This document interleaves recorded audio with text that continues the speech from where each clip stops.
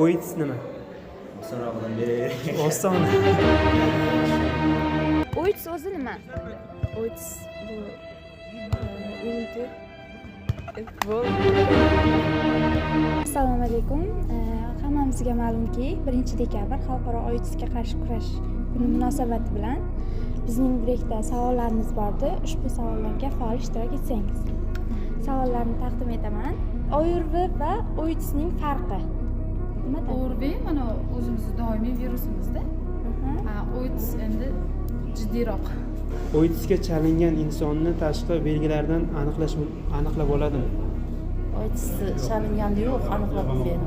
Maishiy xizmatlardan foydalanganda OITS yuqadimi? Maishiy xizmatlardan, ya'ni sartarosh yuqadi. Chunki qon orqali ehtiyotsizlik tufayli yuqishi mumkin. OITSni yuqish yo'llarini bilasiz? Ko'proq OITS anaqangi qon orqali yuqadi, keyin anaqa jinsiy aloqadan yuqadi, lekin OITS bo'lgan inson ayol kishi homilador bo'lsa, bemalol u kesilma yo'li bilan tug'sa, farzandiga yuqmaydi, keyin u hayoti davomida farzandini faqat sun'iy ovqatlantiradi. OITS o'zi nima? Orttirilgan immun tanqislik virusi. OITSni chivin pashshalar tarqatadimi? Yo'q, menimcha u qondan yuqadi ba'zisi. OITSga chalingan insonni tashqi belgilaridan aniqlab oladimi? Yo'q. OITS haqida tushunchangiz bormi? OITS avvalambor yuqumli kasallik deb o'zim bilaman.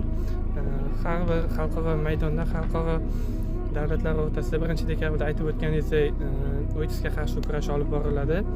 OITSga davo topilganimi bu haqida umuman ma'lumotim yo'q, to'g'risini aytganda.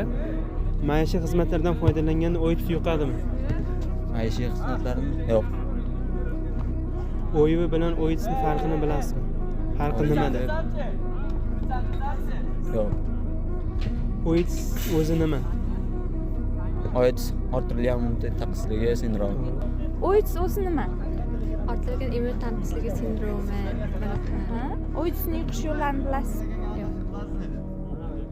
OITSga chalingan bemorlarda belgilarni aniqlash mumkinmi? Mumkin. Lekin aniq bilmayman.